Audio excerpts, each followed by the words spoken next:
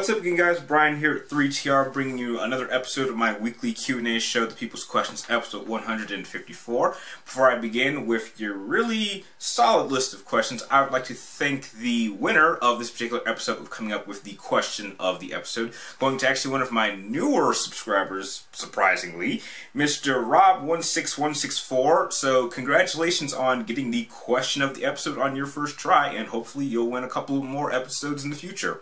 So jumping on with the first question coming from Arturo Aldicao, and you want to know, what are my thoughts on Infinite Crisis DC game, and have I played it yet?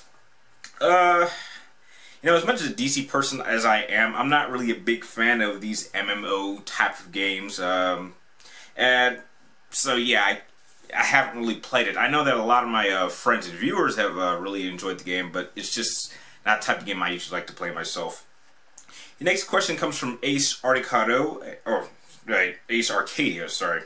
And you want to know, what is the best advice that I've gotten from a fellow gamer? When it comes to competitive gaming, I think the best advice that I've ever heard or received is that you can only get better at something by taking on someone who's better than you. Because if you're always beating people who are not as good as you, then you can never improve. So I think that's always been a real good advice I've gotten when it comes to competitive gaming. Next question comes from Nearly Jesus, and you want to know, what franchise would I like to see go head-to-head in a fighting game? I'll pick three. Well, here's a given. I'd love to see a fighting game involving Marvel vs. DC.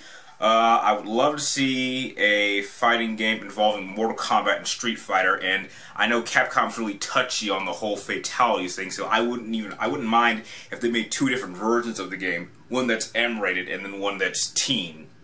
I think Tekken vs. Street Fighter did something like that, where it was like two different styles. I may be wrong on that.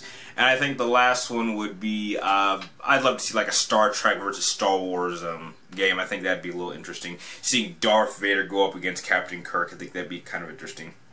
The next two questions come from JDS4696, and you want to know, do I think Jupiter Ascending will be any good? I actually was not planning on seeing that film. I mean, visually, it looks very, very impressive, but from what I've heard on early reviews, it seems that Jupiter Ascending seems to be one of those movies that has a lot of ambition, but it never quite reaches its full potential. And, I wasn't really a big fan of the Wazowskis' last film. I mean, I understood what they were going for, but it just didn't click for me, so I think I'm going to pass on this one. And the next question is, when do I think Resident Evil 7 will be finally revealed? I'm sure we'll get an announcement about Resident Evil 7 probably this year. I mean, if they're coming out with Revelations 2, and I believe like a couple or a few months, I'm sure we're not very far from an announcement of the next official installment in the Resident Evil franchise. And if you remember, with the history of Resident Evil games, Capcom usually announces the next installment, usually like a year or two into the next generation of video games. So I'm pretty sure we're going to hear something about it. If not this E3, then probably this year's Tokyo Game Show. Next four questions come from Mr. Firefly246. You want to know, what is my favorite animal? Jaguar.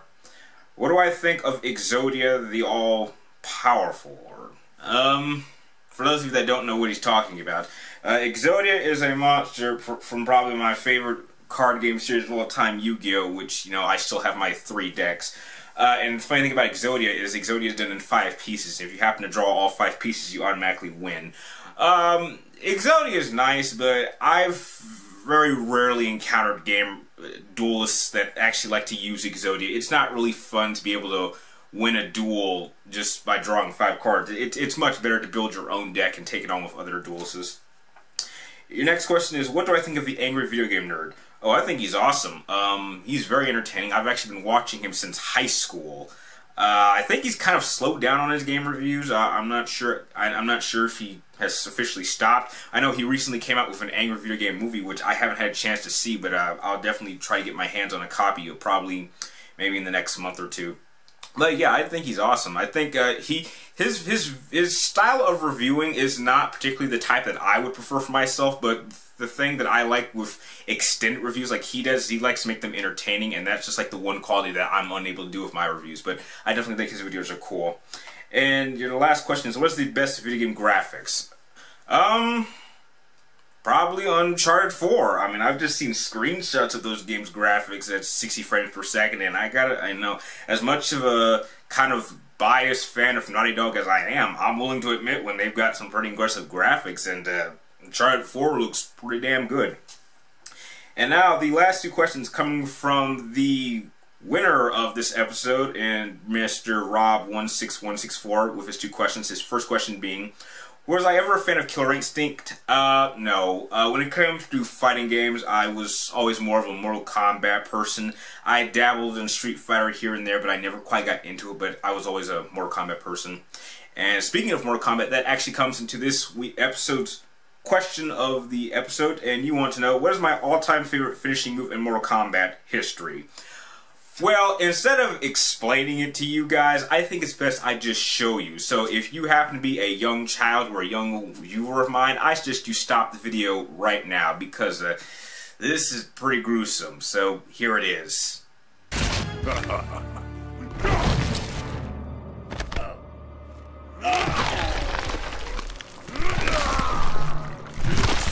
New Cyber wins. Fatality. Yeah. Pretty painful.